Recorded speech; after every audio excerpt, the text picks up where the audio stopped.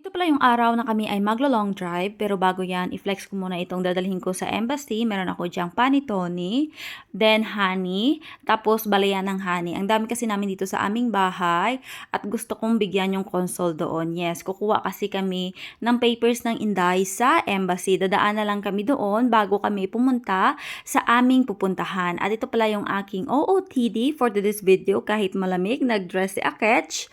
Pero okay lang yan kasi yung aking leggings is makapal naman. Pero tingnan ko mamaya kung hindi ba ako sa lamigin sa ganitong outfit.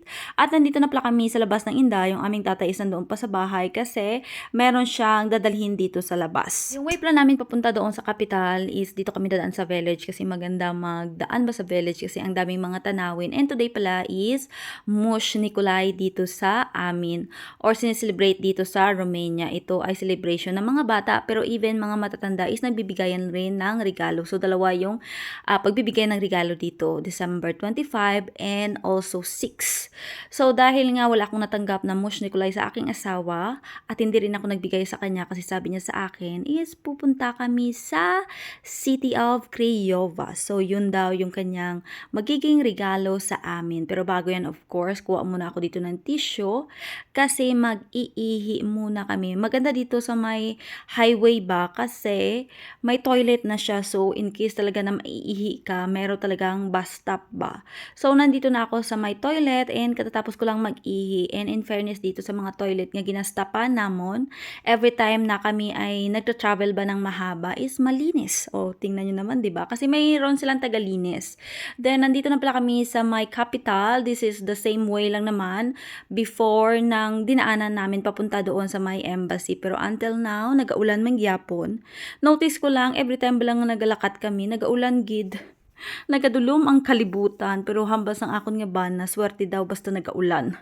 Kag ari gali ang amon nga Inday, nakabugtaw na siya kay halin sa amon nga balay, pakadto diri, tulog siya and that's a good thing. Tapos nagbugtaw lang siya nang malapit na kami dito sa my embassy.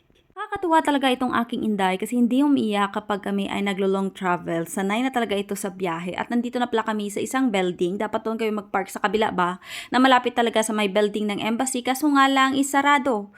So dito kami sa may kabila and the good thing, connecting pala itong building kung saan kami nakasakay ngayon sa elevator papunta sa may building ng embassy, kung saan location yung embassy at ito na nga. Paakyat na kami nito sa embassy which is located sa 4th floor. Ito talaga yung madali ba? Kasi accessible na pala siya doon sa may kabilang building. Papasok na kami dito sa may loob ng embassy at ito na nga bitbit ko na yung aking regalo and this is good. Kasi nga timing Mush Nikolai today. Tutul dahat. Allah sa maalwat. Uy, sutsumapul daw. Sir, good morning. Ako na pala yung pumasok dito sa my office at yan na nga yung ibibigay ko na regalo ba sa console dito sa kanilang lahat. At yung aking mag-ama is naghintay na lang doon sa akin sa lobby. Di ba ikaw yan? Oo. Para ni sa inyo. Pangalan bata? Oo. Diyan, Alexander. 6 months, pwede mo na follow sa Manila. Bali, ano ni sir ang akon nga ikuan dito? Bali dalon bibili siya. Pwede man, oo, pwede man daw. Okay, thank you sir. At dahil naiihi na naman si Akech, kaya ito, dumaan muna kami dito sa kanilang toilet and tingnan nyo naman, napakalinis na ang toilet. Uy, ito, punyas ka. This one gali is more sure, no? Okay? More sure, ay. Diyos ko mga Jai, nagkamali talaga ako sa aking pa-outfitan for today's video. Akala ko kasi mag-iiba yung weather ba? Pero hindi, tingnan nyo naman, oh, mas lalo pa itong dumilim. So, tiis ganda talaga ako for today's video ba? Thank you talaga Lord kasi nakuha na namin yung papers ng Inday. Dapat nung nakaraang weeks pa ito. Kaso nga lang busy yung aking asawa nga sa election kasi kailangan siya. So ngayon lang talaga kami nakabalik and we are so excited kasi pupunta na kami sa Craiova. Never pa talaga ako nakapunta doon sa Craiova pero last year kasi nakita ako na super ganda na kanilang Tergol de Crechon or yung kanilang Christmas village doon. So sabi ko sa aking asawa, punta naman tayo doon pero hindi pa kasi sure yung asawa ko nung time na sinabi ko kasi nga busy pa ang kanyang life. So this is the time.